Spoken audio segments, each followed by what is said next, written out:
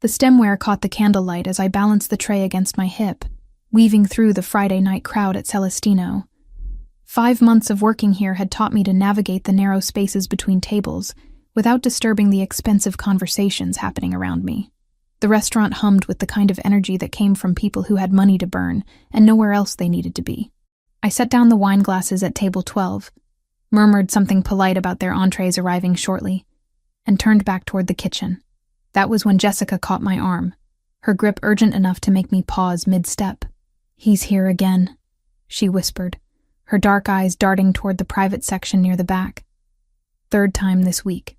Fourth, if you count last Friday." I didn't need to ask who.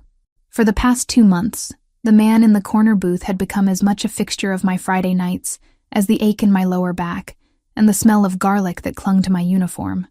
Alessandro something.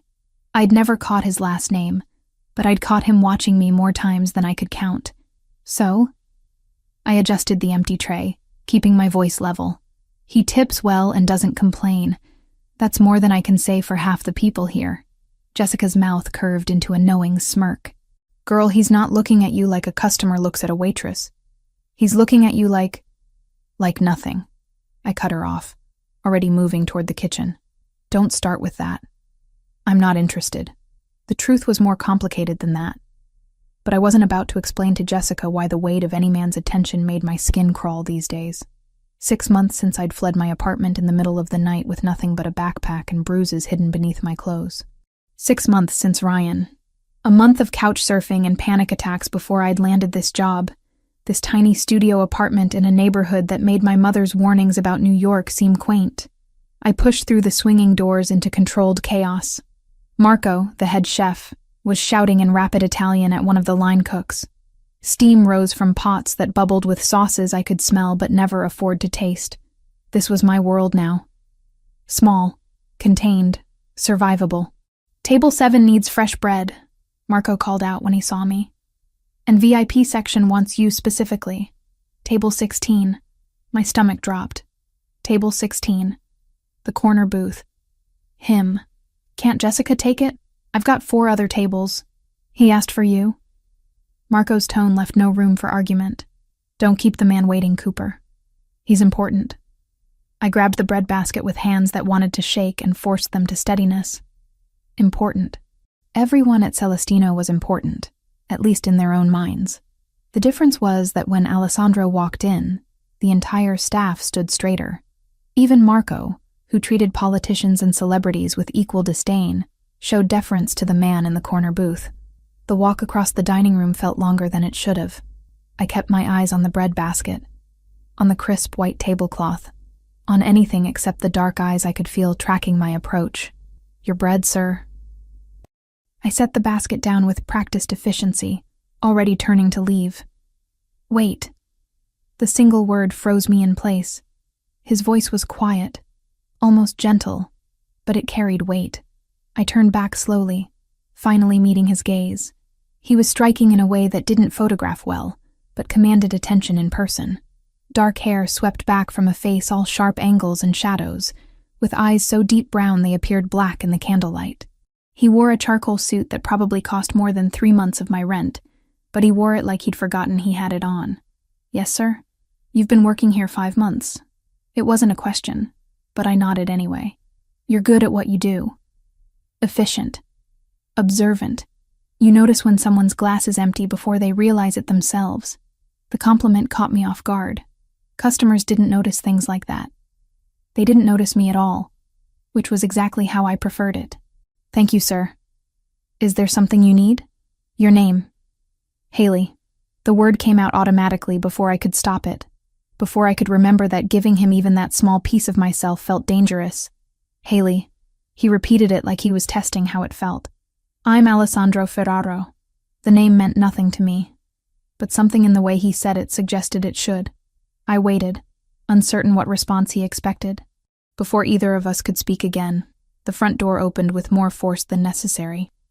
Cold November air rushed in, carrying with it a laugh I recognized with the kind of visceral dread that lived in my bones. Ryan.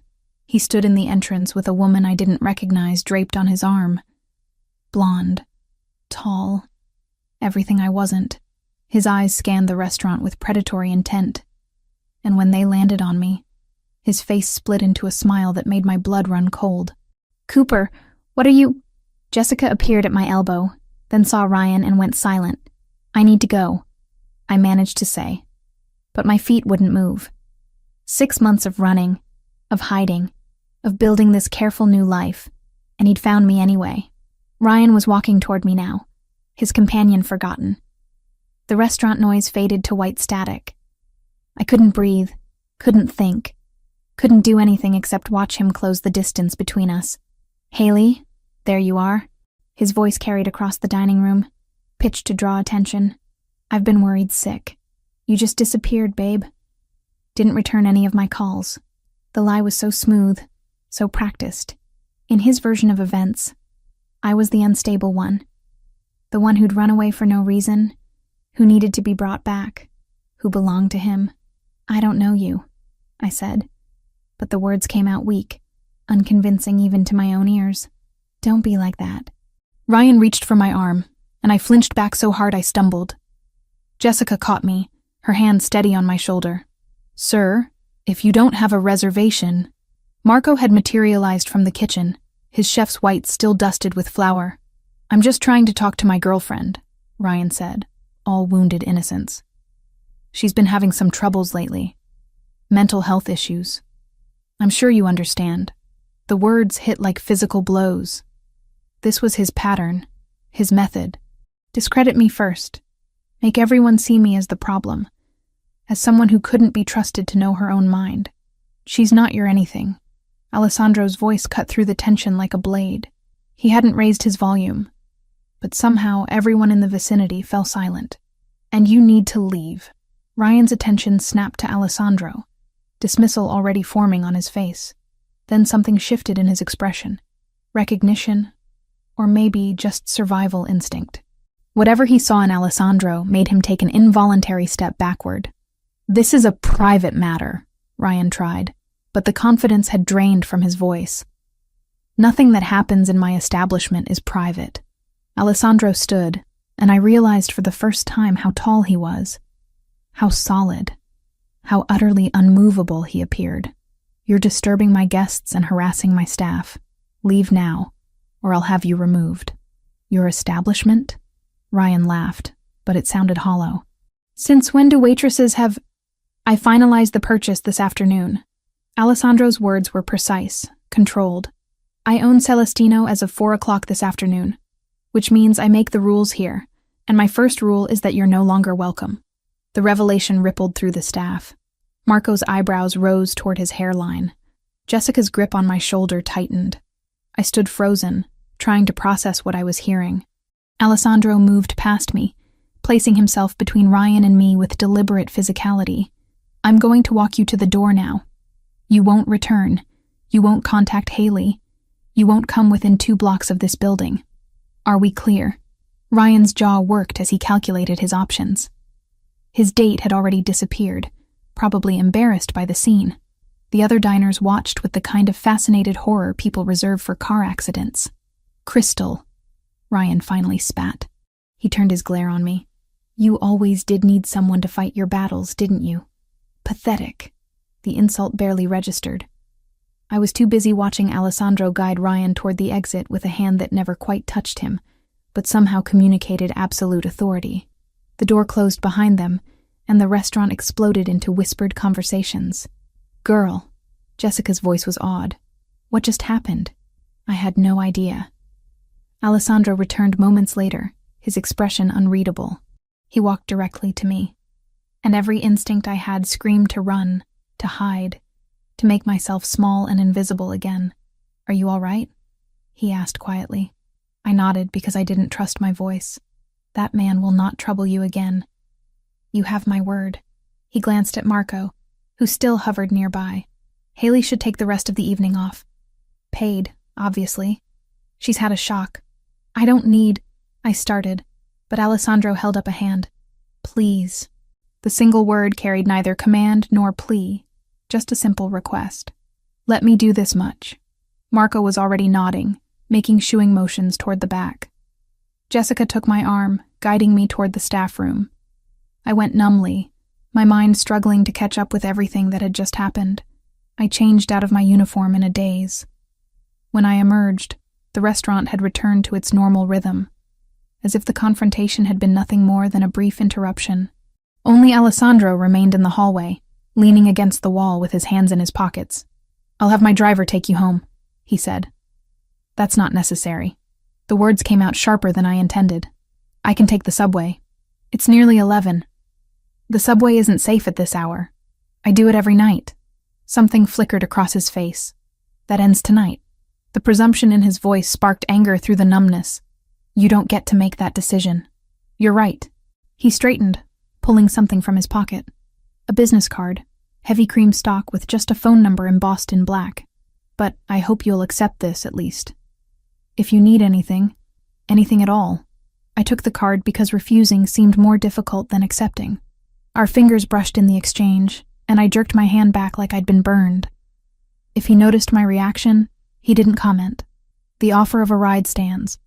My driver is waiting outside. I'm fine walking." I clutched my bag against my chest like a shield.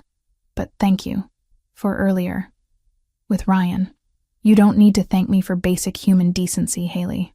The way he said my name, careful and deliberate, made something warm and terrifying unfurl in my chest. I shoved it down ruthlessly. "Good night, Mr. Ferraro." "Alessandro," he corrected gently. "And good night." I left through the back entrance, my heart hammering against my ribs. The November air bit through my thin jacket as I hurried toward the subway entrance 3 blocks away. I made it half a block before I realized a black car was crawling along the curb behind me, maintaining a careful distance. His driver, following me home whether I'd agreed or not. I should have been angry, should have been terrified by the presumption, by yet another man deciding what was best for me without asking. Instead, as I descended into the subway station and the car finally drove away, all I felt was a confusing mixture of relief and something dangerously close to gratitude. I pulled the business card from my pocket as the train rattled through the tunnel. Just a phone number. No name, no company. Just a lifeline I hadn't asked for but couldn't quite bring myself to throw away. Monday morning arrived with the kind of gray light that made Manhattan look washed out and tired. I showed up for my shift at Celestino 15 minutes early, as always, expecting the usual routine of prep work and coffee strong enough to strip paint. What I didn't expect was Marco pulling me aside before I'd even clocked in. "Cooper, we need to talk." He gestured toward his cramped office behind the kitchen, his expression unreadable. My stomach dropped. This was it. Alessandro had reconsidered whatever impulse had made him defend me Friday night, and now I was losing the one stable thing in my carefully reconstructed life. I followed Marco into the office, my mind already calculating how many shifts I could afford to miss before my landlord started the eviction process. The answer was 0. "There's been a change in your employment status," Marco said, settling into his chair. He pulled out a folder, flipped it open. "Effective immediately. You're being promoted to assistant manager. Salary is here." He slid a paper across the desk. I stared at the number. Read it 3 times to make sure I wasn't hallucinating. It was triple what I'd been making. Triple. I don't understand. Owner's orders. Marco's mouth quirked. "Apparently you made an impression." The warmth that had flooded through me at seeing the salary curdled into something cold and sharp. I didn't ask for this. Most people don't turn down a promotion, Cooper. Most people weren't offered one by a man who knows nothing about their work. I stood abruptly, the chair scraping against linoleum. "Where is he?" Marco checked his watch. "Probably won't be in until lunch service." "Look, I don't know what happened Friday night, but whatever it was, take the win. You're good at what you do. You deserve this." Did I? Or was this just another version of the same pattern I'd sworn to escape? A powerful man deciding what I needed, what I deserved, without bothering to ask what I wanted. I left Marco's office and found Jessica already at work setting up the dining room. She took one look at my face and raised an eyebrow. "Let me guess. You heard about the promotion." "You knew?" "Marco told me first thing." "Girl, this is amazing. Do you know what assistant manager makes here? You could actually afford to live in a building with working heat. I don't want it." Jessica set down the stack of menus she'd been carrying. "Okay, I'm going to need you to explain that logic. Because from where I'm standing, you just won the lottery, and you're complaining about the ticket. He didn't ask me. The words burst out sharper than I'd intended. He just decided. Like he has any right to make choices about my life. Understanding dawned in Jessica's eyes. This is about Ryan. This is about me not being some charity case for another controlling man to fix. Haley, Jessica's voice gentled. I've been working here 3 years. I've seen Alessandro Ferraro exactly 6 times before 2 months ago. You know what he did for the last assistant manager when she asked for a raise? He said no. You know what he does for most staff? The bare minimum required by law. She paused. He bought this entire restaurant. Do you understand how much money that is? And the first thing he does is promote you. Exactly. Don't you think that's weird? I think it's a man who sees something he wants and goes after it. Jessica picked up her menus again. The question is, what are you going to do about it? I spent the morning shift in a haze of resentment and confusion, my movements automatic as I took orders and delivered food. The lunch rush started at 11:30, and right on schedule, Alessandro walked through the door. He looked different in daylight, less intimidating, almost approachable in dark slacks and a gray sweater that probably cost more than my monthly rent but looked comfortable. He scanned the dining room, found me immediately, and made his way to his usual table. I let him wait. Served 3 other tables first, refilled water glasses, checked on dessert orders. When I finally approached his table, my jaw was set and my resolve firm. We need to talk, I said without preamble. He glanced up from the menu he'd been pretending to read. Then talk. Not here. Marco's office. 5 minutes. I didn't wait for his response, just turned and walked away. My hands were shaking by the time I reached the kitchen, but I kept them steady through sheer force of will. Jessica caught my eye and gave me a thumbs up. Marco looked vaguely concerned but gestured for me to go ahead. Alessandro appeared exactly 5 minutes later, closing the office door behind him with a soft click. In the small space, he seemed larger than he had in the restaurant, his presence filling every corner. You're upset about the promotion, he said before I could speak. I'm upset that you made a decision about my life without asking me. I observed your work. You handle crises in the kitchen better than Marco does. You've talked down 3 separate drunk customers in the past month without security getting involved. You remember every regular's order and dietary restriction. You're wasted as a waitress. The compliments should have softened me, but they only stoked my anger higher. That's not the point. Then what is? You don't get to swoop in and fix things just because you have money and power. I'm not some project for you to improve. Something flashed in his eyes. Hurt, maybe, or anger. His jaw tightened almost imperceptibly. I'm offering you a fair wage for your skill set. If that offends you, I can retract the offer. Good. The word came out sharp. Do that. We stared at each other across Marco's cluttered desk, the air between us crackling with tension. Alessandro's phone rang, breaking the moment. He silenced it without looking away from me. I apologize, he said finally, each word measured and controlled. I should have consulted you first. That was presumptuous. The apology caught me off guard. Men like Ryan never apologized, never admitted fault. I just need you to understand that I can't. I stopped, unsure how to explain the panic that lived under my skin whenever someone tried to take control. I need to make my own choices. Understood. He nodded once, crisp and businesslike. The offer remains open if you change your mind, but I won't push. Someone knocked on the door. One of the line cooks stuck his head in. Sorry to interrupt, but there's a delivery for Ms. Cooper. Guy says it's urgent. Alessandro and I emerged from the office to find a courier holding a large manila envelope. He checked his clipboard. Haley Cooper? That's me. The envelope was heavy, official. My name and the restaurant's address were printed on the front in sterile block letters. My hands felt numb as I tore it open. Legal documents spilled out. A restraining order. Against me. Filed by Ryan Mitchell. Claiming I'd been harassing him with obsessive phone calls and threatening messages. It was dated Friday night, hours after the incident at the restaurant. The world tilted sideways. I grabbed the counter to steady myself, the papers shaking in my grip.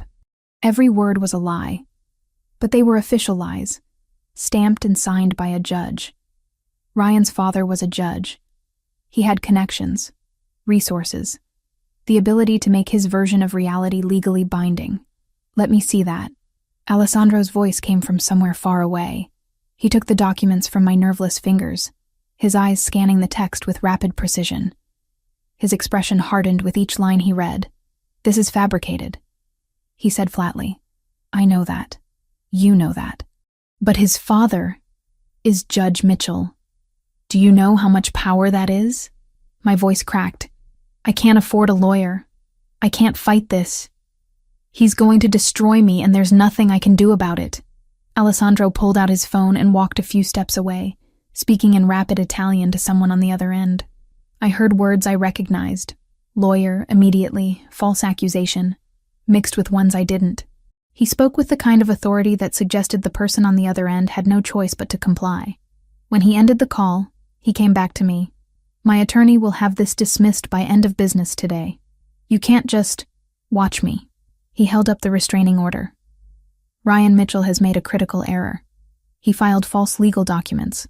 That's a crime, and his father's position won't protect him from serious criminal charges if I choose to pursue them." "Why would you do this?" The question burst out of me. "You don't know me. You don't owe me anything. Because it's wrong." He said it simply, as if that explained everything. Because men like him rely on their victims being too afraid or too poor to fight back, and because you deserve better than to be terrorized by someone you had the courage to leave. My throat tightened with unshed tears.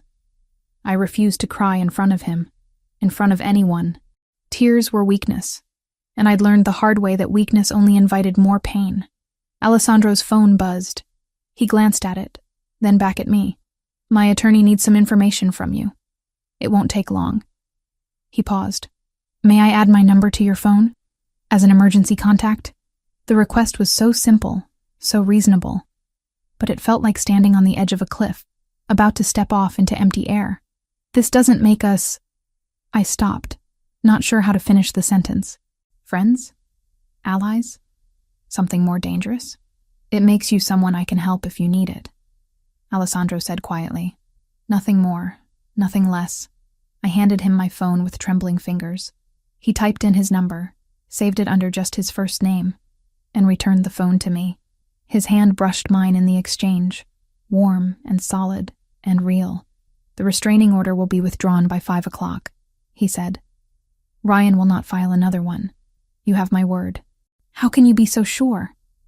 "Because I'm going to make it very clear to him that pursuing this further would be catastrophically stupid." The temperature in his voice dropped several degrees. "I have information about his business dealings that would interest several federal agencies. He'll make the smart choice." The casual way he said it should have terrified me.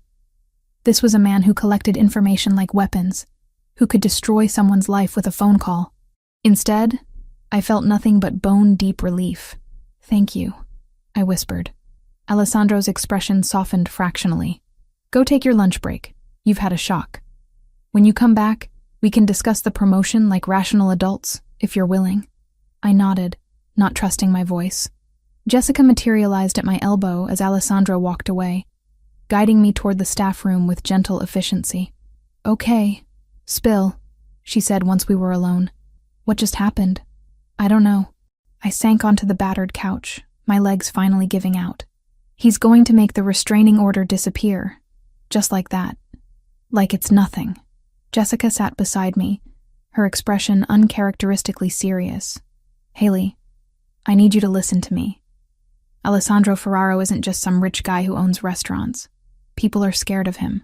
Important people. You saw how Marco acted Friday night. What are you saying?" "I'm saying be careful.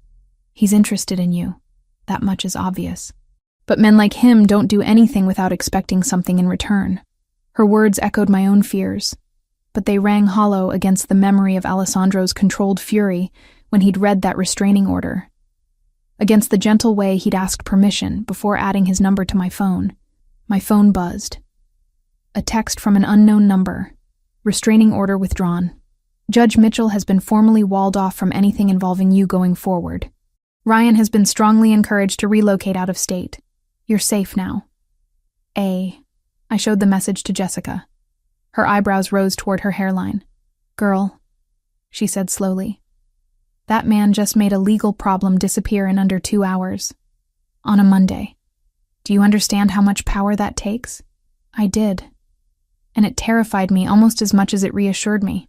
My phone buzzed again. This time it was from Ryan's number. Just 3 words. "You'll regret this." My blood turned to ice. Alessandro had been wrong. Ryan wasn't smart enough to back down, wasn't rational enough to recognize when he was outmatched. He would keep coming, keep trying to hurt me, until one of us was destroyed. I forwarded the message to Alessandro without letting myself overthink it. His response came immediately. "Noted. Forwarding to my attorney. This constitutes harassment. Ryan is building his own legal grave." Then another message. "You're safe, Haley. I meant what I said."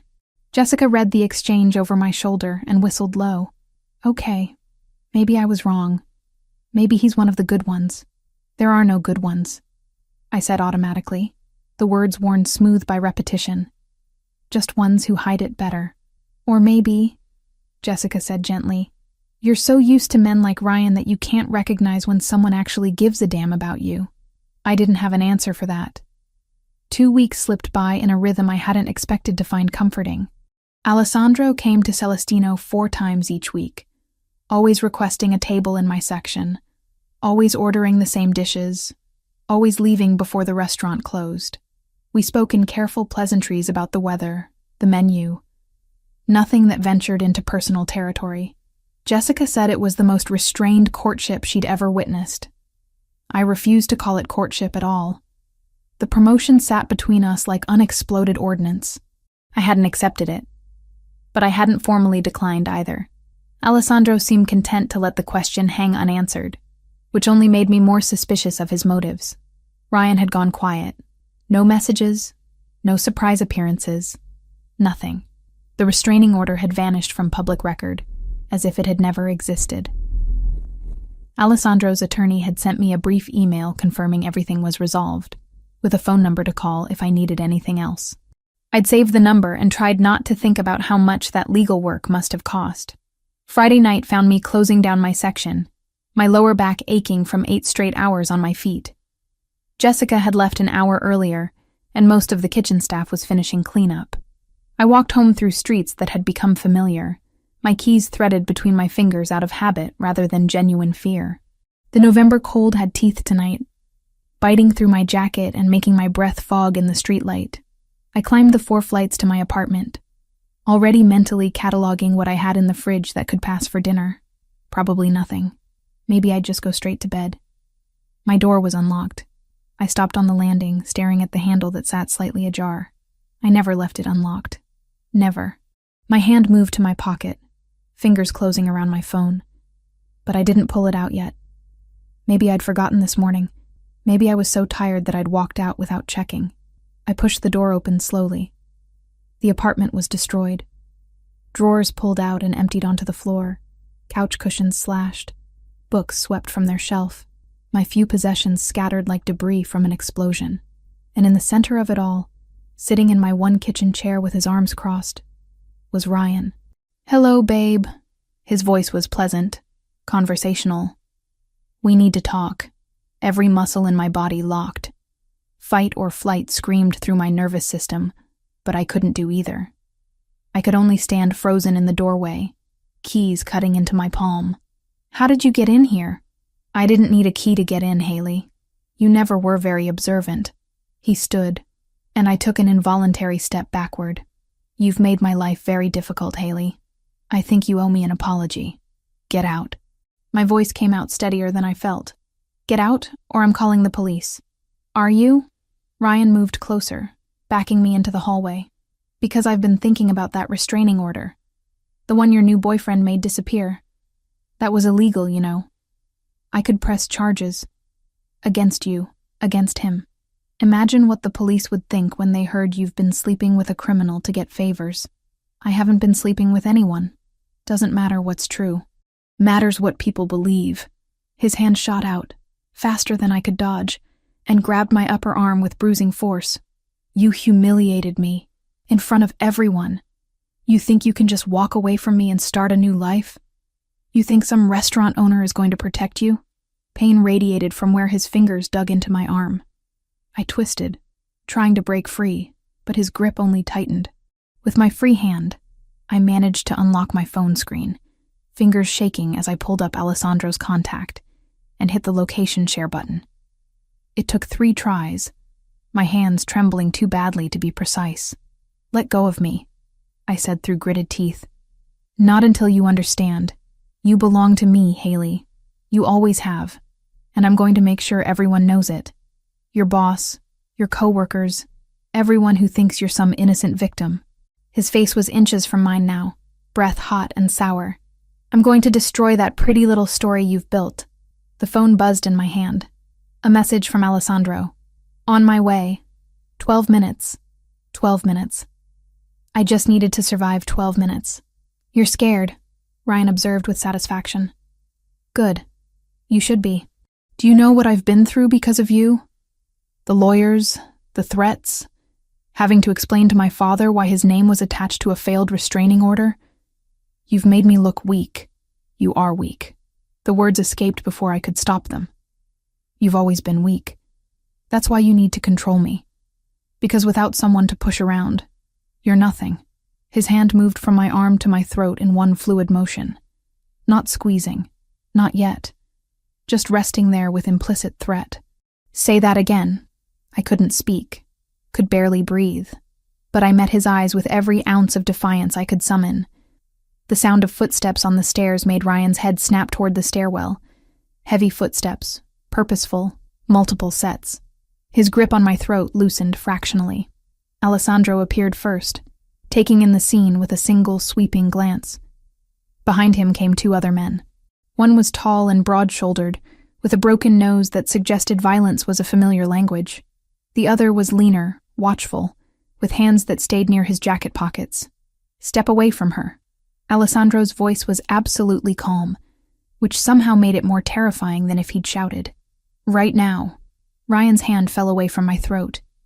He manufactured a smile, the kind that used to charm my friends and confuse my family. "This is just a misunderstanding. Haley and I were having a discussion. Couples stuff, you know how it is. We're not a couple," I managed to say, my voice rough. "We haven't been for 6 months." Alessandro moved closer, placing himself between Ryan and me with deliberate physicality. "Did he hurt you?" I wanted to say no, to minimize it, to make this whole situation disappear, but Alessandro was looking at my arm, at the place where Ryan's fingers had left red marks that were already darkening to bruises. Something in his expression shifted. The careful control slipped for just a moment, and what showed beneath was cold and absolutely merciless. "Michael," he said without taking his eyes off Ryan, "remove our guest from the building. Make sure he understands that returning to this address would be inadvisable." The broad-shouldered man moved with surprising grace. He didn't touch Ryan, just positioned himself in a way that made retreat the only logical option. Ryan looked between them, calculations running behind his eyes. "This isn't over," he said to me. "Yes," Alessandro said quietly. "It is. If you contact Ms. Cooper again, if you come near her workplace or her home, if you so much as think about her too loudly, you'll discover exactly how unpleasant I can make your life. Am I being clear? You're threatening me in front of witnesses." "I'm making you a promise. There's a difference." Alessandro's tone never changed, never rose, never wavered from that deadly calm. "Michael will escort you out now. The next time you need escorting, it won't be nearly so polite." Ryan looked at me one last time, something like hatred burning in his eyes, then let himself be guided toward the stairs. The lean man followed, and their footsteps echoed down the stairwell until the building's front door slammed shut. Only then did Alessandro turn to me. "Are you hurt anywhere else?" I shook my head, not trusting my voice. Now that the immediate danger had passed, my legs felt unsteady. I leaned against the wall, trying to keep myself upright through sheer determination. Alessandro surveyed the destroyed apartment, his jaw tightening. He didn't have a key. "I didn't give him one," I said, staring at the damage. "I never would." The admission felt like failure. "The lock is broken." Alessandro crouched by the door, examining the mechanism. He damaged it, forcing his way in. This door won't lock properly tonight. Alessandro's thumb moved over his phone. Michael is calling the police and the building manager, he said, voice clipped with control. There will be a report. Photos. A paper trail. His gaze lifted to mine. He doesn't get to do this and vanish into the dark. I'll wedge a chair under the handle. I've done it before. He stood, brushing off his hands. You're not staying here. I don't have anywhere else to go. There's a hotel 3 blocks from Celestino, the Meridian. I'll take you there tonight. Tomorrow we can discuss a more permanent solution. The presumption in his voice sparked anger through my shock. You can't just decide that. I can, and I am. He pulled out his phone. You're in shock. Your apartment is compromised, and your ex-boyfriend just demonstrated that he has no regard for your safety. Those are facts. The logical response is to remove you from this location immediately. I can't afford a hotel. The words came out sharp, humiliating. I can barely afford this place. Alessandro didn't even pause. I'm paying for it. No. I pushed off from the wall, anger giving me strength. I don't want your charity. I don't want to owe you anything. Something flashed across his face. Frustration, maybe, or hurt. This isn't charity. This is basic human decency. You're not safe here. Let me help you. Why? The question burst out of me. Why do you care? You barely know me. Because Ryan was right about one thing. Alessandro's voice dropped lower. I am going to protect you. Not because you're weak. Not because I want to control you. But because I can, and he can't, and someone should. We stared at each other across my ruined apartment. I could feel my resistance crumbling, worn down by fear and exhaustion, and the simple fact that he was right. I wasn't safe here. One night, I said finally. Just tonight. Tomorrow I'll figure something else out. Alessandro nodded. One night. I'll help you pack what you need. He moved through my apartment with efficient purpose, finding my backpack amid the destruction and beginning to gather clothes. I watched numbly as he folded my things with unexpected care, selecting practical items without asking for guidance. A change of clothes, toiletries from the bathroom, the book I kept on my nightstand. Ready? He asked when the bag was full. I took one last look at the apartment. It had never been much, but it had been mine. My first place after escaping Ryan. My first taste of real independence. Seeing it destroyed felt like watching a piece of my hard-won freedom crumble. Yes, I whispered. The drive to the hotel passed in silence. Alessandro's car was warm and quiet, insulated from the city noise. I pressed my forehead against the cool window and tried not to think about how much my arm hurt where Ryan had grabbed me. The Meridian was the kind of hotel I'd walked past 100 times without ever imagining I'd stay there. Marble floors, crystal chandeliers, staff in uniforms that probably cost more than my weekly paycheck. Alessandro guided me through the lobby with a hand at the small of my back, speaking quietly to the front desk clerk. The suite is ready, Mr. Ferraro, the clerk said, handing over a key card. Is there anything else you require?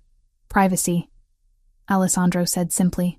The suite was on the 12th floor, all clean lines and muted colors, with a view of the city that made Manhattan look almost beautiful.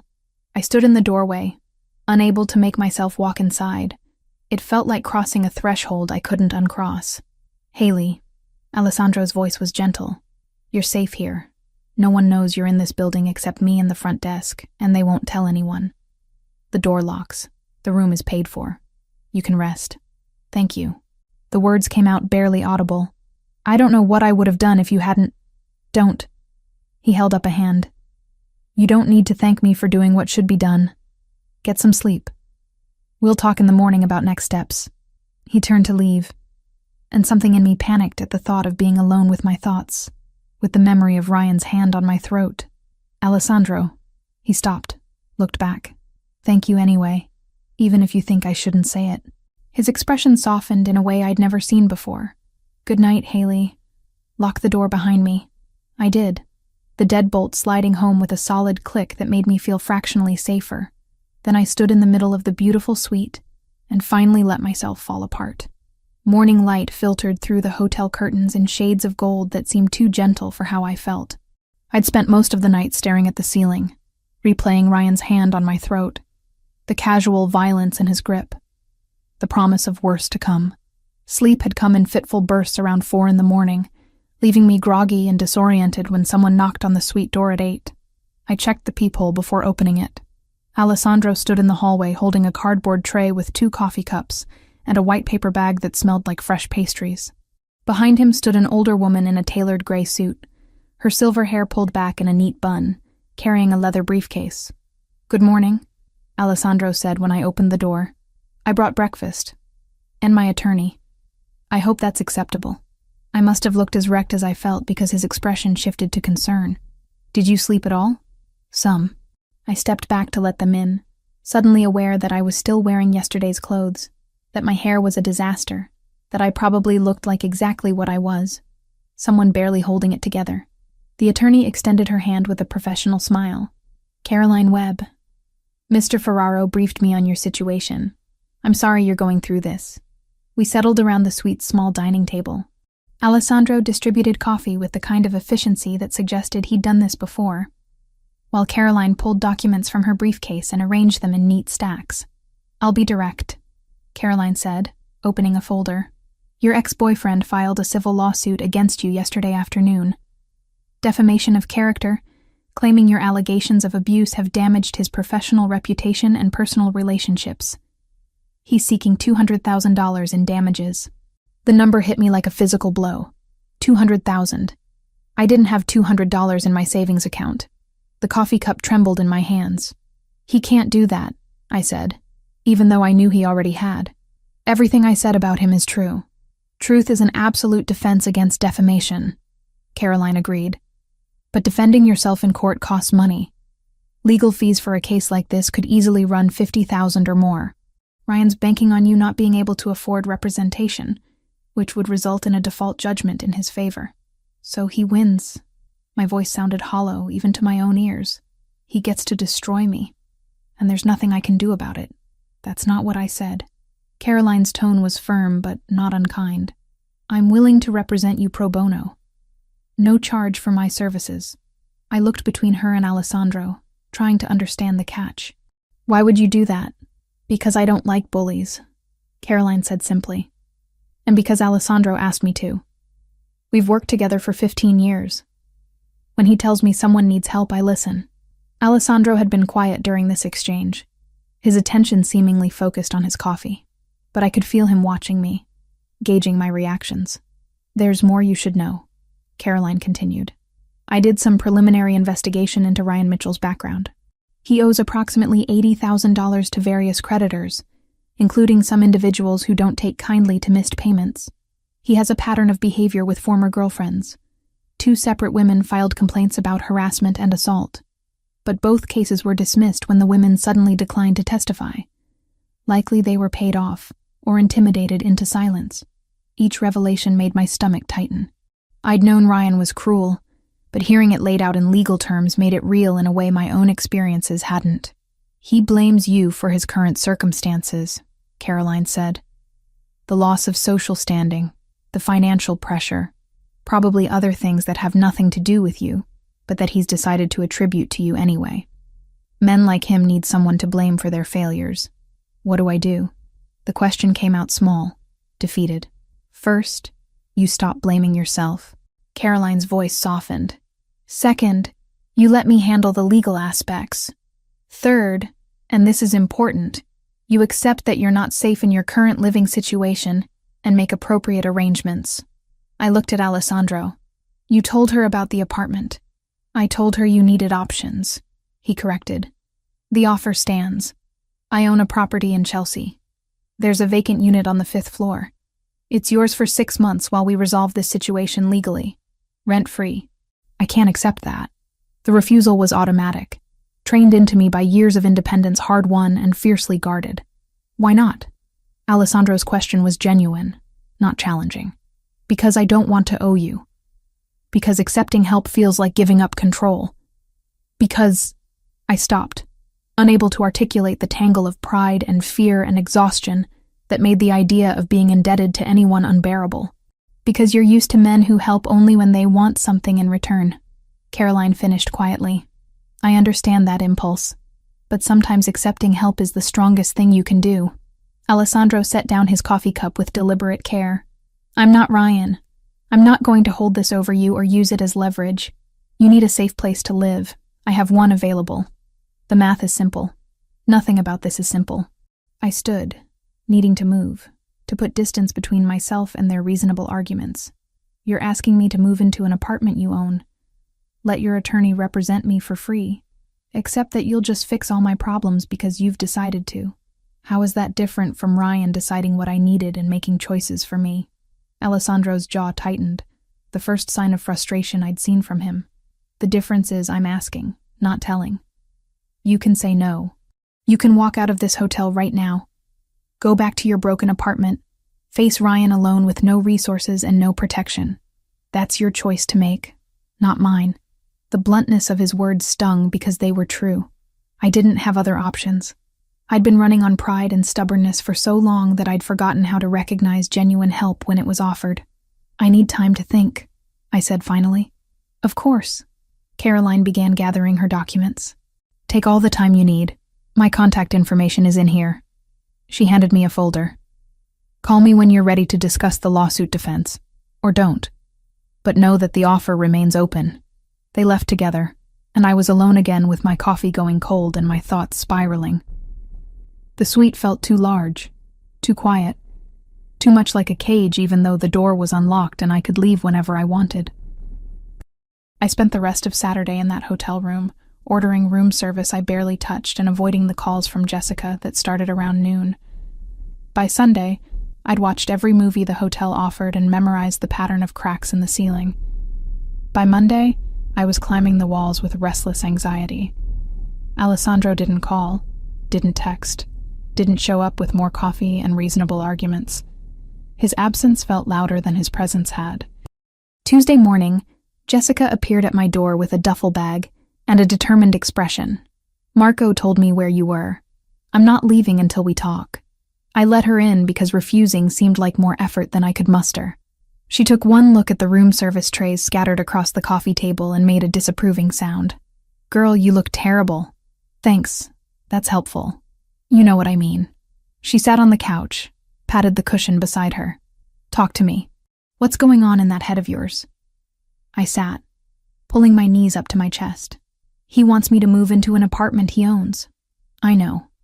Marco told me the whole story. Jessica's expression was unusually serious. He also told me what Ryan did to your place, and that you've been hiding out here for 3 days instead of accepting help. It's not that simple. Actually, it is. You're making it complicated because you're scared. I'm not scared. The lie felt transparent even as I said it. You're terrified, Jessica corrected gently. Terrified of owing someone. Terrified of being controlled again. Terrified that accepting help makes you weak. Am I close? I pressed my face against my knees, unable to answer. Listen to me, Haley. I've known you for 5 months. In that time, I've watched you work double shifts to pay rent, seen you skip meals to save money, heard you turn down every offer of help like it's poison. She paused. And I've also seen the way Alessandro looks at you. That man is not trying to control you. He's trying to help you. There's a difference. How can you be sure? Because controlling men don't ask permission. They don't respect boundaries. They don't hire expensive attorneys and then disappear for 3 days to give you space to think. Jessica took my hand. Ryan conditioned you to see kindness as manipulation. But not everyone is Ryan. Her words settled into the quiet spaces of my thoughts, finding cracks in my defenses. What if I accept, and he expects something in return? Then you leave. You have that power. You've always had it. Jessica squeezed my hand. But I don't think he will. And I think you're using that fear as an excuse not to let someone care about you. I wanted to argue, to defend my carefully constructed walls. But exhaustion had worn me down to something closer to honesty. I don't know how to do this, I whispered. I don't know how to accept help without feeling like I'm giving up pieces of myself. Maybe that's the point. Maybe accepting help isn't about giving up anything. Maybe it's about admitting you deserve to have people in your corner. We sat in silence for a while, Jessica's presence steady and grounding. Finally, she pulled out her phone and set it on the coffee table between us. Call him. Thank him properly for what he's done. And if you want to accept the apartment, accept it. If you don't, tell him no, and we'll figure something else out together. But stop torturing yourself by sitting here alone." She left the phone and let herself out, giving me privacy I hadn't asked for but desperately needed. I stared at the phone for 20 minutes before I picked it up. Alessandro answered on the second ring. "Haley," just my name, but I could hear the question in it. "Are you all right?" "No," I admitted, "but I will be, I think." "What do you need?" The question was so simple, so open. Not what he thought I needed, not what he'd decided was best. Just asking. "I need to accept your help," I said, the words coming easier than I'd expected. "The apartment, the attorney, all of it. If the offer still stands." "It does." His voice warmed perceptibly.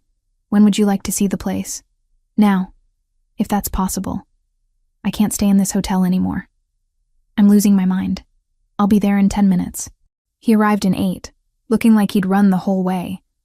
His hair was slightly disheveled, his jacket unbuttoned, and there was actual relief in his expression when he saw me. "You're sure about this?" he asked. "No, but I'm doing it anyway." Something like respect flickered across his face. "That's the bravest thing you could have said." The drive to Chelsea passed in comfortable silence. Alessandro didn't push me to talk, didn't ask questions, just let me exist in the quiet space of the car while the city rolled by outside. The building was beautiful in an understated way. Red brick with white trim, a small courtyard garden, security cameras discreet but visible. The lobby was clean and well-maintained without being ostentatious. "5th floor," Alessandro said, leading me to the elevator. "Corner unit. It's been vacant for about 6 months. I had it cleaned and furnished last month. Just basic pieces, but you can add whatever you'd like." The apartment took my breath away.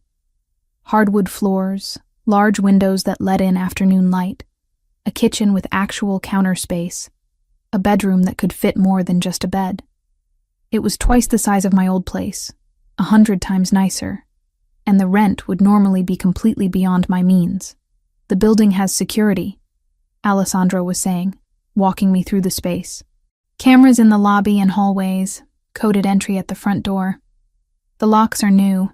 I had them changed last week. You'll be the only one with a key." "Last week," I repeated.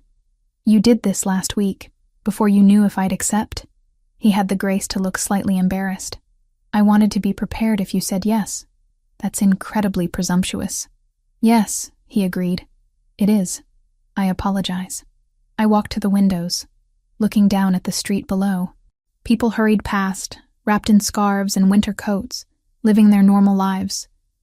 From up here, the city looked manageable instead of overwhelming. "Thank you," I said without turning around.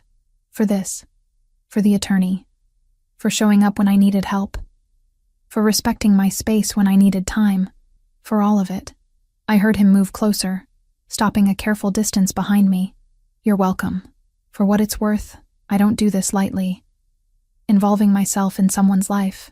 But something about you—" He stopped, searching for words. "You deserve to feel safe. Everyone does. But you especially." "Why especially?" "Because you're still fighting. After everything he put you through, you're still standing. That takes strength most people don't have." I turned to face him. He was close enough that I could see the amber flecks in his dark eyes, the faint lines at the corners that suggested he didn't smile often, but sometimes did. "I'm not as strong as you think I am." "You're stronger." His voice was certain. "Moving into this apartment doesn't make you weak or indebted or anything except smart. It makes you someone who recognizes when accepting help is the strategic choice." "Strategic," I echoed, almost smiling. "Is that what we're calling it? Would you prefer I call it what it is? Me wanting to make sure you're safe because the alternative is unacceptable?" His expression turned serious. "I sleep better knowing you're in a building with security cameras and working locks. Call it selfish if you want, but it's true." The admission hung between us, honest and vulnerable in a way I hadn't expected from him. "I'll take it," I said. "The apartment. For 6 months, like you offered. And I'll pay you back somehow, when this is all over. There's nothing to pay back. But if it makes you feel better to think of it as a loan, We can call it that. It does make me feel better. He nodded, understanding in his expression. Then it's a loan. Interest-free, due whenever you decide you're ready. The terms were ridiculous, the kind of loan no bank would ever offer, but I accepted them anyway because I needed the illusion of control even if we both knew it was exactly that. An illusion. When can I move in? Whenever you'd like. Today, if you want. I can have Michael help bring over whatever you need from your old apartment. The thought of going back to that destroyed space made my chest tighten. But I needed my things. The few possessions that mattered to me. Today would be good, I said, if it's not too much trouble. It's not. He pulled out his phone, sent a quick text. Michael will meet us there in 30 minutes. We'll get what you need, bring it back here, and you can start settling in. Just like that. Just like that, he confirmed. It seemed impossible that my life could shift so dramatically in the span of a single conversation. But when we left the apartment an hour later with Michael's help to retrieve my belongings, I felt something I hadn't felt in months. Hope. Maybe Jessica was right. Maybe accepting help wasn't weakness. Maybe it was the first step toward building something that actually felt like home. 3 weeks in the Chelsea apartment had done something I hadn't expected. It had given me back my ability to sleep through the night. The building was quiet, in a way my old place never had been, insulated from street noise by good windows and actual insulation. My neighbors were professionals who nodded politely in the hallway, but respected boundaries. The security cameras in the lobby made me feel protected instead of watched. Jessica noticed the difference immediately when I showed up for my shift on a Wednesday morning. "You look human again," she said, adjusting the silverware on table 6. "Like, actually rested. It's weird seeing you without those dark circles. Turns out having working locks and heat that doesn't quit at 2 a.m. makes a difference." I finished folding napkins into the precise triangles Marco insisted on. "Who knew?" "I knew. I've been telling you for months that your old place was a dump." She paused, studying me more carefully. "He's still coming around?" She didn't need to specify who. Alessandro had maintained his pattern of dining at Celestino 4 times a week, always ordering the same dishes, always leaving before closing. But something had shifted in the past 3 weeks. He'd stopped by the apartment twice to check the security system, once to replace the smoke detector batteries I hadn't known needed replacing, another time to show me how to use the building's emergency protocols. Each visit had been brief, professional, respectful of my space. "He checks in," I said carefully. "Make sure everything's working properly." "Uh-huh." Jessica's expression suggested she knew there was more to the story than I was saying. "And you're okay with that? The checking in?" I thought about how to answer honestly. A month ago, the idea of anyone having that kind of access to my life would have sent me into a panic. Now, knowing Alessandro was paying attention to things like smoke detectors and door locks made me feel cared for in a way I wasn't ready to examine too closely. "I'm okay with it," I said finally. "He's not intrusive. He's just protective," Jessica finished. "The man is protective of you. And you're starting to like it." "I didn't say that. You didn't have to. It's all over your face." She grinned. "For what it's worth, I think it's good. You deserve someone who gives a damn." The dinner rush that night was particularly intense. A corporate party had booked half the dining room, and they wanted everything immediately and perfectly. I spent 3 hours running between the kitchen and tables, managing complaints about minor imperfections and soothing egos bruised by having to wait for their food. Alessandro arrived at 8, settling into his usual corner table with a book I couldn't see the title of. I brought him water without being asked, already anticipating his order. "Busy tonight," he observed, glancing at the corporate crowd that was getting progressively louder with each round of wine. "They're celebrating closing some deal. They'll be here until we kick them out." I pulled out my order pad. "The usual?" "Please." He closed his book, giving me his full attention in that way he had that made me feel like the only person in the room. "How's the apartment? Any issues?" "It's perfect, really. You don't need to keep checking. I'll decide what I need to check." There was no heat in the words, just statement of fact. The heat is adequate. The hot water pressure is good. Everything is more than adequate. It's the nicest place I've ever lived. I meant it as simple truth, but something in his expression softened at the admission. Good. That's good. I was about to head to the kitchen with his order when the sound reached us. Sharp, unmistakable. 3 cracks in rapid succession that made everyone in the restaurant freeze. Gunshots. Close. Too close. Alessandro was on his feet instantly, phone already to his ear. Michael. Status. He listened for 3 seconds. Lock it down. Send everyone home now. Yes, including the kitchen. Marco appeared from the back, his face pale. Was that what I think it was? 3 blocks south. Alessandro's voice was absolutely controlled, but I could see tension in the line of his shoulders. Close the restaurant. Send your staff home with security escorts. No one walks alone tonight. You can't just... Marco started, then seemed to remember who he was talking to. Yes, sir. Right away. The restaurant dissolved into organized chaos. Staff members grabbed coats and bags, while Alessandro made rapid calls arranging transportation.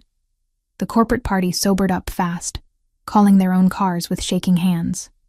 Within 20 minutes, Celestino was empty except for Marco, Alessandro, Jessica, and me. Jessica. Alessandro turned to my friend. Michael is outside with a car. He'll take you wherever you need to go. I can take the subway. Michael will take you. It wasn't a request. Jessica met my eyes, saw something in my expression, and nodded. Thanks. Haley, I'll call you tomorrow. She squeezed my arm on her way out, leaving me alone with Alessandro and Marco. I'll lock up, Marco said. You two should go. I followed Alessandro out the back entrance where his car waited, engine running. The driver I didn't recognize held the door open, his expression carefully neutral. Alessandro gestured for me to get in first, then slid in beside me. The car pulled away from the curb smoothly, but I could feel the tension radiating from Alessandro like heat from a furnace. His jaw was tight, his hands clenched into fists on his thighs. In the dim light from passing street lamps, I noticed something dark spreading slowly across his left sleeve. You're bleeding, I said, the words coming out sharper than intended. It's nothing. Let me see. I reached for his arm, and he pulled away slightly. Haley, it's just a graze. I've had worse. The casual way he said it made my blood run cold. A graze from what?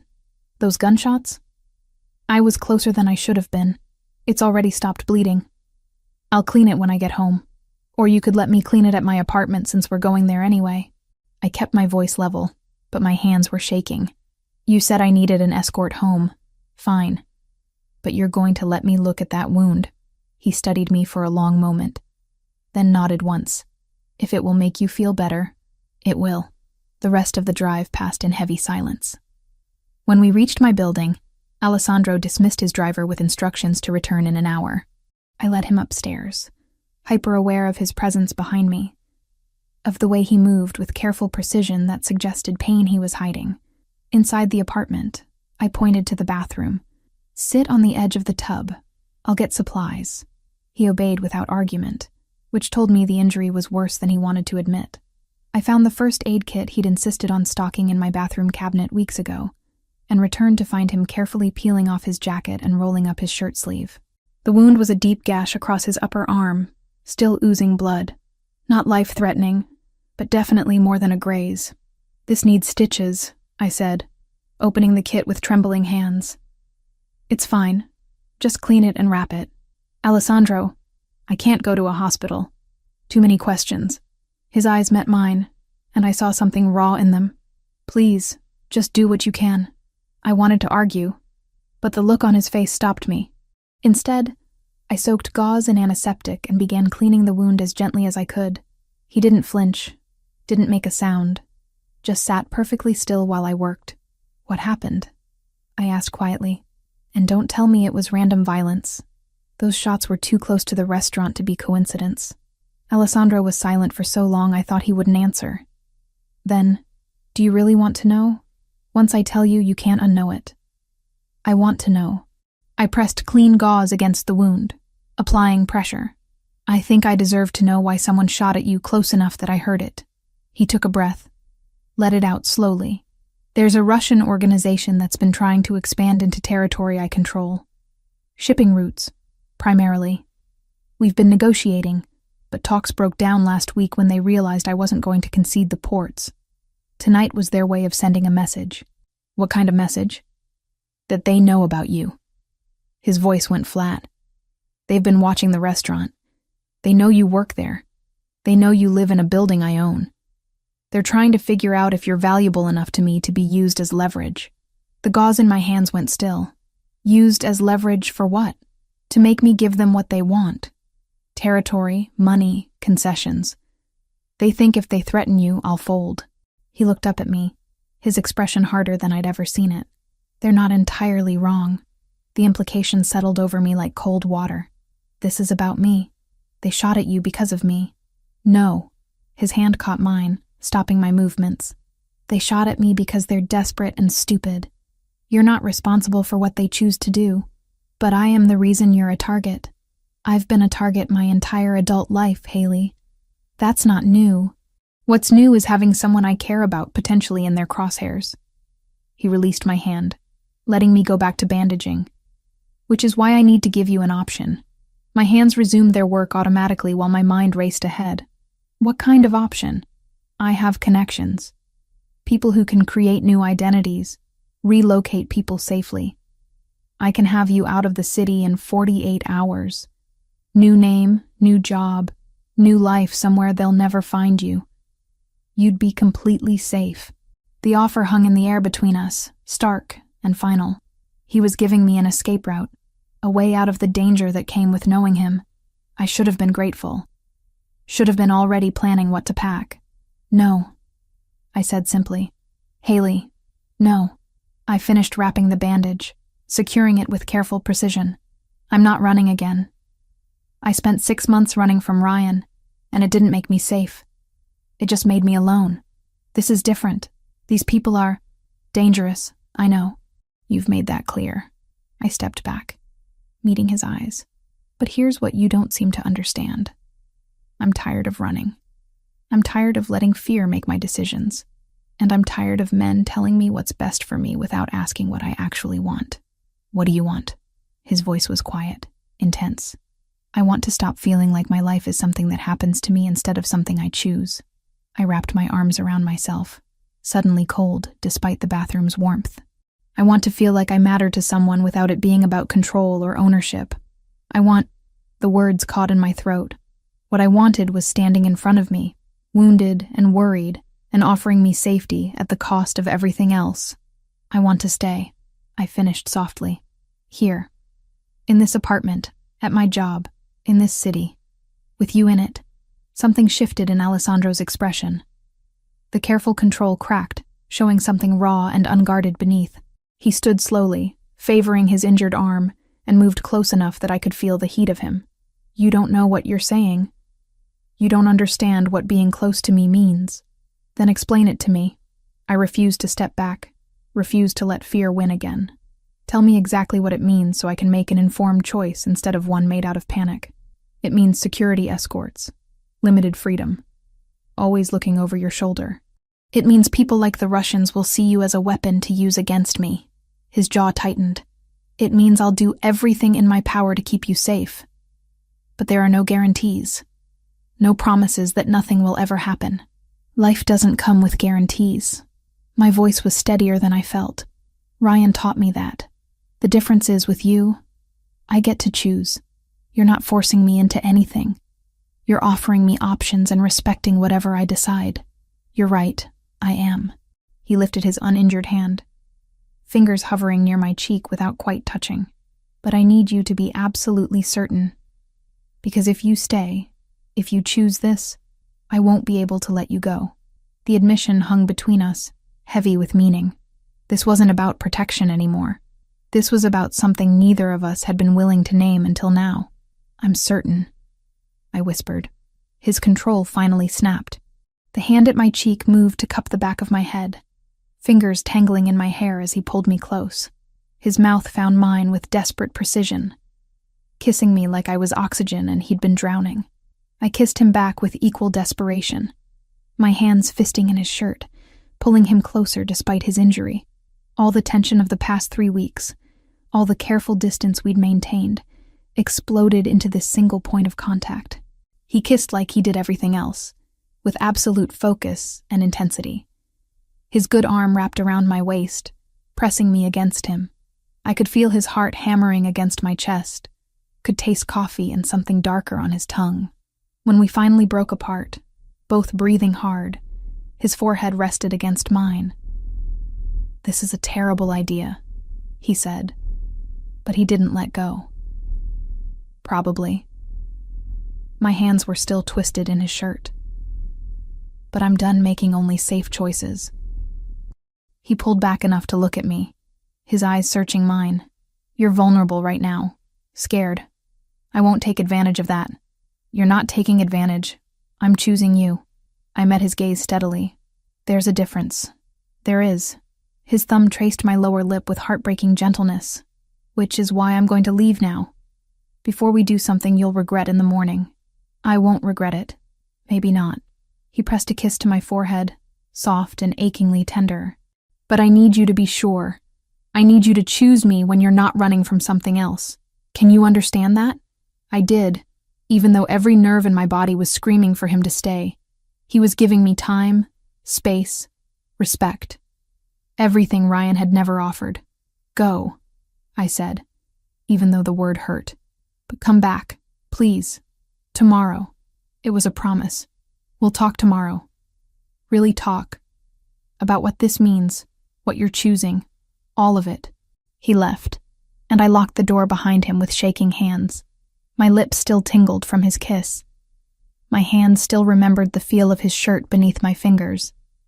Every part of me wanted to chase after him, to pull him back, to finish what we'd started. But he was right. I needed to be sure, needed to choose him from a place of strength, not fear. Tomorrow, I would make that choice. Tonight, I would let myself feel the weight of it, the possibility and the danger and everything in between. Alessandro didn't come back the next day, or the day after that. By the third day, I'd stopped checking my phone every 5 minutes for messages that never arrived. By the fifth day, Jessica was giving me concerned looks every time she caught me staring at his empty table during dinner service. "He's avoiding you," she said on the 7th night, after we'd closed, and I was wiping down tables with more force than necessary. "And you're pretending you don't care." "I'm not pretending anything." I scrubbed at an imaginary stain. "He's busy. He has businesses to run. A life that doesn't revolve around me." "Right. And that's why Michael has been doing the security checks instead of him." I'd noticed. Michael had shown up twice in the past week to verify the building's systems, both times with polite efficiency and absolutely no explanation for Alessandro's absence. He'd been professional, thorough, and completely unwilling to answer any questions about his boss. "Maybe he changed his mind," I said, the words tasting bitter. "Maybe he realized getting involved with someone like me is more trouble than it's worth." Jessica stopped restocking napkins and turned to face me fully. "Or maybe he's scared. Did you consider that? Men like Alessandro don't get scared. Everyone gets scared, Haley. Especially when they care about something enough to lose it." She paused, studying my face. "You should talk to Michael. Really talk to him. I bet he knows more than he's letting on." I dismissed the idea at the time, but it stuck with me through the rest of the week. By Friday, when Michael showed up for another security check, I was ready. "We need to talk," I said, as he was preparing to leave my apartment. "And not about smoke detectors." Michael paused, his hand on the door handle. He was a big man, easily 6'3", with shoulders that suggested he'd been hired more for intimidation than conversation.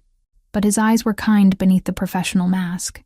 "About Alessandro," I continued when he didn't respond.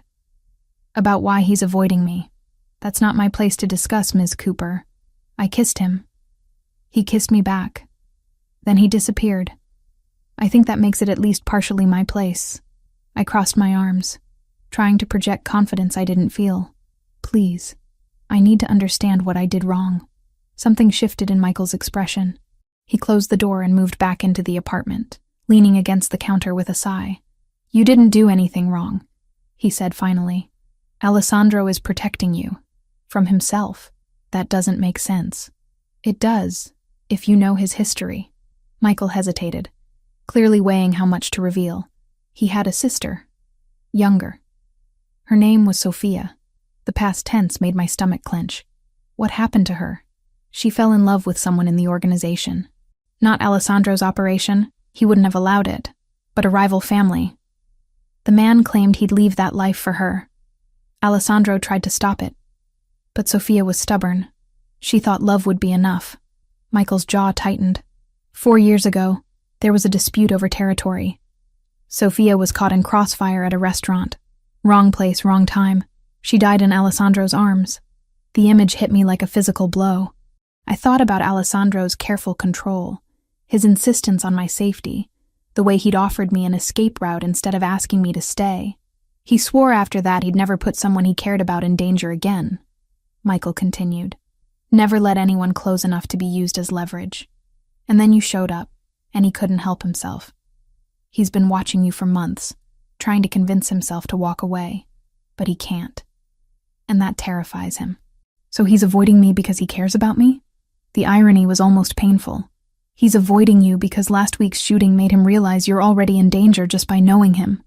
And he can't bear the thought of you ending up like Sophia. Michael straightened. That's why I'm telling you this, Ms. Cooper. If you're going to pursue this, you need to understand what you're asking him to overcome. It's not just about danger. It's about 4 years of grief and guilt. After Michael left, I sat on my couch for an hour, processing everything he'd told me. Alessandro wasn't avoiding me because he'd changed his mind. He was avoiding me because he was terrified of losing me the way he'd lost his sister.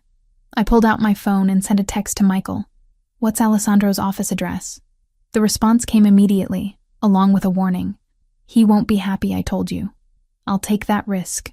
The address led me to a building in the financial district, all glass and steel and the kind of anonymous corporate presence that didn't draw attention.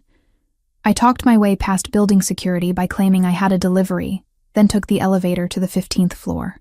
Alessandro's office was at the end of a quiet hallway. Through the frosted glass door, I could see his silhouette at a desk, phone pressed to his ear. I knocked before I could lose my nerve. The conversation stopped mid-sentence. I'll call you back, he said. And moments later, the door opened. He looked exhausted. Shadows under his eyes suggested he'd been sleeping as poorly as I had. His shirt was wrinkled, tie loosened, and there was coffee staining his cuff. When he saw me, something like pain flashed across his face. Haley, what are you doing here? Michael told me about Sophia. I pushed past him into the office before he could close the door. About what happened to her. About why you've been avoiding me. Alessandro's expression closed off immediately. Michael had no right. He had every right. Someone needed to tell me the truth instead of letting me think you'd just decided I wasn't worth the trouble. I turned to face him. Anger and hurt and understanding all tangled together. You can't protect me from everything, Alessandro. And you can't make my choices for me. I watched my sister die because she chose to be with someone in this life, he said, his voice raw. I held her while she bled out on a restaurant floor. Do you understand what that means? What it did to me? I understand that it was tragic and unfair, and not your fault. I took a step closer, but I'm not Sophia. And you're not the person who killed her. You can't punish yourself forever for something you couldn't control. I can keep you safe by staying away from you. No, you can't. The Russians already know about me. They already see me as leverage. Staying away won't change that. It'll just make me face it alone instead of with you. I moved closer still, until I was near enough to see the gold flecks in his dark eyes. I'm choosing this, Alessandro. Knowing the risks, understanding the danger, fully aware of what happened to your sister, I'm choosing you anyway. His control was fracturing. I could see it in the tension of his shoulders, the way his hands clenched at his sides. You don't know what you're asking. Then tell me. Tell me exactly what I'm asking for so I can prove I understand. You're asking me to let you into a world where violence is currency and loyalty is survival. You're asking me to care about you knowing that caring makes you a target. You're asking me to trust that I can keep you safe when I couldn't keep my own sister safe. His voice cracked on the last word. I can't lose someone else. I can't. You won't. I closed the final distance between us, placing my hands on his chest, where I could feel his heart racing. Because I'm not going anywhere. not because you're protecting me, but because I'm strong enough to stand beside you. There's a difference. For a long moment we stood frozen, his eyes searching mine for certainty. Then something in him broke.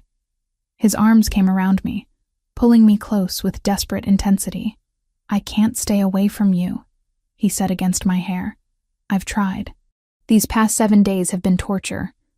"Then stop trying." I pulled back enough to look at him. "Stop protecting me from yourself and let me in. Really in. All the way." His mouth found mine in answer, the kiss deeper and more certain than the one we'd shared in my bathroom. This wasn't desperation or fear. This was choice. His hands framed my face like I was something precious, and I kissed him back with everything I had. When we finally broke apart, both breathing hard, he rested his forehead against mine. "No more avoiding," he said. "No more pretending I can walk away. But you need to promise me something." "What?" "If it gets too dangerous, if I tell you to run, you run. No arguments, no hesitation. You trust me enough to do that." "I promise." The words came easier than I'd expected because I understood what he was really asking. Not for obedience, but for the assurance that I valued my own life enough to protect it. "Then we're doing this." He pulled back, his expression still serious but lighter somehow. "Really doing this?" "You and me." "You and me," I agreed, and for the first time in a week, I felt like I could breathe properly. The next 2 weeks were a revelation. Alessandro stopped treating me like something fragile that might shatter under pressure. We fell into a rhythm of dinners at my apartment, conversations that lasted until 2 a.m, stolen kisses in the back hallway of Celestino when he thought no one was watching. He told me about his childhood in Italy, about his parents who'd built the organization from nothing, about Sophia's laugh and her terrible taste in music. I told him about my parents, dead in a car accident when I was 19. About the student loans I'd taken to put myself through culinary school. About the dreams of being a chef that Ryan had systematically crushed. About the shame of staying as long as I had with someone who hurt me. "Shame is a weapon abusers use," Alessandro said one night, his fingers tracing patterns on my arm as we lay on my couch. "It keeps you silent, keeps you from seeking help. You survived him. That's not shameful. That's strength." Jessica noticed the change immediately. She pulled me aside during a slow lunch service, her expression caught between happiness and concern. "You two are together now," she said. It wasn't a question. "Yes. Good. He's been different these past 2 weeks. Lighter. I didn't think Alessandro Ferraro knew how to be light." She paused. "Just promise me you're being careful. Not just physically, emotionally. I promise. Because I see the way you look at him, girl. And I see the way he looks at you.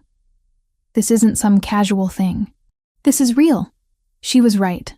What Alessandro and I had was terrifyingly real, built on honesty and trust, and the kind of vulnerability neither of us had offered anyone else. It should have scared me. Instead, it felt like the first genuine thing I'd had in years. The charity event was Alessandro's idea. A small fundraiser for a children's hospital, he explained. Low-key, minimal publicity, just local business people supporting a good cause. I could wear something comfortable, meet a few of his associates, leave whenever I wanted. I borrowed a wine-colored dress from Jessica, simple and elegant without being flashy. Alessandro picked me up in his car, and the approval in his eyes when he saw me made me feel beautiful in a way I hadn't felt in years. The event was exactly what he'd promised, understated and genuine. I met his business partners, shook hands with people whose names I recognized from news articles, drank champagne that probably cost more than my weekly paycheck. Alessandro kept his hand at the small of my back, a constant warm presence that made navigating the unfamiliar social territory bearable. We were leaving when someone asked for a photo. "Just a quick picture for the hospital's website," the organizer explained. Alessandro looked at me, silently asking permission. I nodded. The photo was innocent, his arm around my waist, both of us smiling at the camera, nothing scandalous or newsworthy. I forgot about it the moment it was taken. 3 days later, it was everywhere. Someone had posted it to social media with a caption identifying Alessandro by name. From there, it spread, shared, commented on, dissected by people who had opinions about who Alessandro Ferraro spent time with and why. I was working a dinner shift when Michael appeared, his expression grim. He spoke quietly to Alessandro, who'd been dining alone at his usual table. I watched Alessandro's face harden, watched him pull out his phone and scroll through something that made his jaw clench. He stood abruptly and crossed to where I was refilling water glasses. "We need to go. Right now. I'm in the middle of my shift. Marco will understand." "Michael, bring the car around to the back entrance." His hand found mine, squeezing once. "Please, Haley. Trust me." The urgency in his voice cut through my confusion. I followed him to the back, calling an apology to Jessica as we passed. She waved me on, her expression worried but understanding. In the car, Alessandro finally showed me his phone, the photo from the charity event, reposted dozens of times with increasingly speculative captions. But that wasn't what made my blood run cold. It was the message he'd received an hour ago. A photo of me leaving Celestino that morning, edited to show a red laser sight centered on my back. "The Russians," I whispered. "They're escalating, making it clear they know exactly where to find you." His voice was controlled, but I could hear the fury beneath it. "I'm pulling you from the restaurant effective immediately. You're not to go anywhere without security. Anywhere at all. For how long? Until I eliminate the threat." He met my eyes. "I know you want autonomy. I know you hate feeling controlled. But this is non-negotiable. Your safety comes first." I wanted to argue, wanted to insist I could still live my life despite their threats. But the image of that laser sight kept flashing through my mind. "Okay," I said quietly. "What do you need me to do?" Relief washed over his features. "Stay at the apartment. Michael will be stationed in the building. Jessica can visit, but only after being cleared by security. I'm handling the Russian problem personally." "How?" His expression went cold. "You don't want to know." He was probably right. But as we drove through the city toward my apartment, past people living normal lives without death threats and organized crime, I wondered what exactly I'd chosen. Not just Alessandro, but everything that came with him. When we reached the building, Alessandro walked me up himself. At my door, he pulled me close, holding me like he was afraid to let go. "This will be over soon," he promised, "and then we can have something that looks like normal." "I don't think we're built for normal," I said, but I held him just as tightly. After he left, I called Jessica. She answered on the first ring. "I heard what happened," she said immediately. "Marco told everyone. Are you okay?" "I'm safe. Scared, but safe." I sank onto the couch, exhaustion catching up with me. "Jessica, I don't know if I can do this. Living in fear, having security escorts, knowing there are people who want to hurt me just because of who I care about. Then you know how he feels every single day," she said gently. "Welcome to loving someone whose life comes with complications." The word hung between us. Love. I hadn't said it yet, hadn't let myself think it. But Jessica was right. This was what love looked like in Alessandro's world. Fierce and protective and terrifying. "I'll come by tomorrow," Jessica promised. "Bring food and terrible movies. We'll get through this." After we hung up, I sat alone in my apartment, doors locked and security systems armed, and thought about choices. I'd chosen Alessandro knowing the risks. Now I had to prove I was strong enough to live with those consequences. 4 days of protective custody had taught me several things about myself. First, I was terrible at sitting still. Second, daytime television was designed to slowly erode human intelligence. Third, I missed Alessandro with an intensity that surprised me, even though he called twice daily and visited every evening after handling what he vaguely referred to as negotiations. I was pacing the apartment for the 100th time that Thursday afternoon when my phone buzzed with a text from Jessica's number. Relief flooded through me. She'd said she'd try to visit today if security cleared it.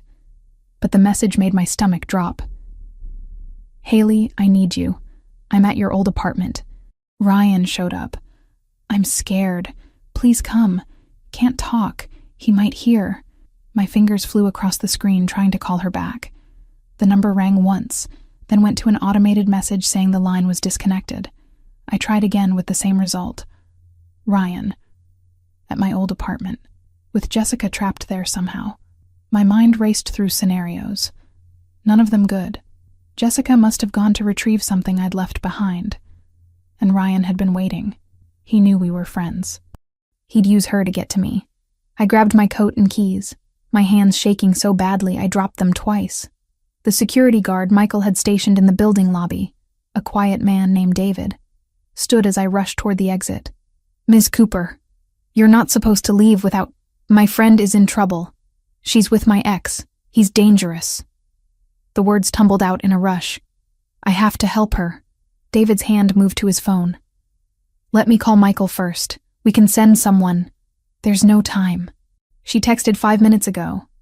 If Ryan realizes she contacted me—" I didn't finish the sentence. Couldn't articulate the worst-case scenarios spinning through my mind. "Ms. Cooper, my orders are clear. You don't leave this building without proper security escort." "Then come with me." I was already pushing past him toward the door. "But I'm going whether you follow or not." He reached for my arm, but I was faster, fueled by panic and the desperate need to help Jessica the way she'd helped me. I burst through the front entrance and into the street, already scanning for a taxi. The hand that grabbed my other arm was too strong, too practiced. Before I could scream, something pressed against my mouth. Cloth. Chemical sweet. The world tilted sideways as I tried to fight, tried to remember the self-defense moves I'd never actually practiced. But my limbs weren't responding properly, and the street was spinning. And then everything went dark. I woke to the smell of rust and motor oil. My head pounded with a rhythm that matched my heartbeat, and when I tried to move, I discovered my hands were bound behind me with something that cut into my wrists. Zip ties, I realized distantly. My ankles were similarly secured. The space around me slowly came into focus. A warehouse. Mostly empty, except for a few scattered crates and industrial equipment that looked decades old. Sunlight filtered through grimy windows set high in the walls, creating bars of light across the concrete floor.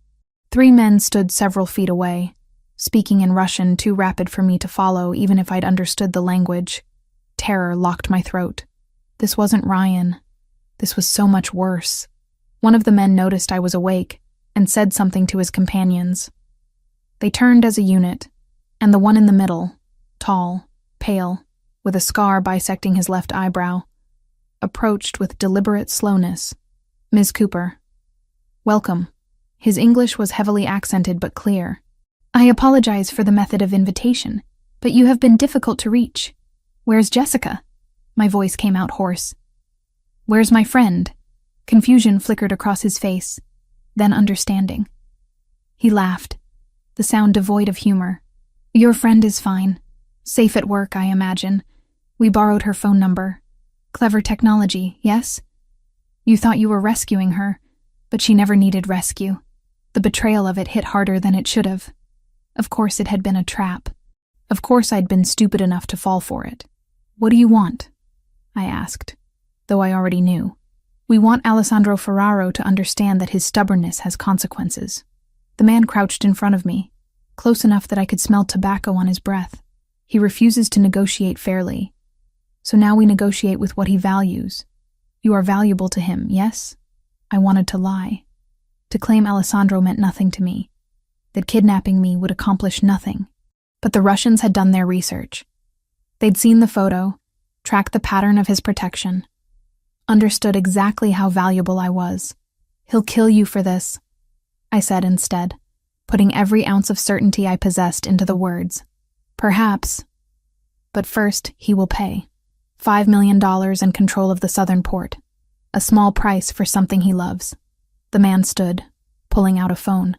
"We will send him proof you are alive. You will tell him to cooperate." "Yes?" He held the phone in front of me, camera recording. I stared into the lens, knowing Alessandro would see this, knowing it would destroy him the way Sophia's death had. "Don't pay them," I said clearly. "Don't give them anything. I'm not worth—" The backhand came fast enough that I tasted blood before I felt the pain. My head snapped to the side, stars exploding across my vision. "Try again," the Russian said calmly. "This time, ask him nicely to pay." I spit blood onto the concrete and met the camera's eye once more. "I love you," I said. Because if this was the last message Alessandro received from me, that needed to be in it. I'm sorry. The phone disappeared. The Russians moved to the far side of the warehouse, speaking in low tones. I tested the zip ties systematically, looking for any weakness, any way to slip free. But they'd done this before, and whoever had secured my bonds knew exactly how tight to make them. Time passed strangely in the warehouse. Could have been an hour, could have been 3. The sunlight shifted across the floor, tracking the afternoon's progress. I thought about Alessandro receiving that video, about the expression on his face when he saw me bound and bleeding, about Michael and Jessica and everyone who'd told me to be careful, to stay put, to trust that I was protected. I'd been so arrogant, thinking I could handle this world, thinking love and determination were enough to survive the kind of danger Alessandro lived with daily. The sound of an engine outside made all 3 Russians tense. The leader barked orders, and the other 2 pulled weapons from their jackets. Guns, matte black and professional. They took positions near the warehouse's main entrance, a massive rolling door that looked like it hadn't moved in years. "Your hero arrives," the leader said to me. Right on schedule. So predictable. These men in love. The door began to rise with a mechanical screech that set my teeth on edge. A figure stood silhouetted in the opening. Alessandro, alone, carrying a black duffel bag that presumably held $5 million in cash. "Don't come in!" I shouted, my voice cracking. "It's a trap!" He came in anyway, because of course he did. His eyes found me immediately, and I watched something in his expression fracture at seeing me tied and injured. But his voice when he spoke was absolutely controlled. "I have what you asked for. Let her go. First, we verify the money." The Russian leader gestured to one of his men, who advanced toward Alessandro with weapon drawn. Everything happened at once. Glass shattered from above as figures dropped through the high windows on rappelling lines. Michael's voice shouted, "Down!" and Alessandro dove toward me while gunfire erupted from multiple directions. The warehouse transformed into chaos, shouting in Russian and English, the sharp crack of weapons, the smell of cordant burning in my nose. Alessandro's body covered mine, his weight pressing me flat against the concrete as bullets whined overhead. I felt rather than heard his sharp intake of breath, felt wetness spreading across his shoulder where it pressed against my cheek. "Stay down," he said through gritted teeth. "Don't move." The firefight lasted maybe 90 seconds, though it felt like hours. When silence finally fell, my ears were ringing, and my heart was trying to hammer through my ribcage. Alessandro rolled off me carefully, his face pale but determined. His shoulder was bleeding through his shirt, the wound spreading crimson across gray fabric. "You're hurt," I said stupidly, as if that wasn't obvious. "I'm fine." He pulled a knife from his pocket and began cutting through the zip ties with shaking hands. "Are you hurt? Did they—" "I'm okay. Scared, but okay." The ties fell away, and I could finally move my hands, could reach up to touch his face and confirm he was real. "You shouldn't have come alone. You shouldn't have risked." There was never a question of risk. His hands framed my face with heartbreaking gentleness. "You're mine to protect. That doesn't have conditions." Michael appeared, checking the Russians who lay motionless across the warehouse floor. His team, 4 others I didn't recognize, were already moving through the space with tactical efficiency, securing weapons and checking for additional threats. "Clean," Michael called out. "Warehouse is secure. We need to move before police arrive." Alessandro helped me to my feet, his injured arm hanging awkwardly at his side. I pressed my hand against his wound, trying to slow the bleeding. He didn't flinch, just kept his good arm around my waist as we made our way to the waiting vehicles.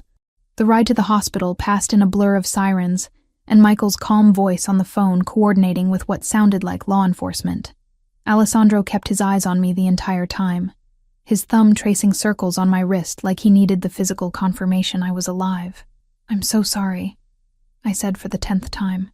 "I thought Jessica was in danger. I didn't think. You thought like someone who loves her friends and wants to protect them. That's not wrong." His voice was rough with pain and something deeper. "But we're going to have serious conversations about security protocols after this.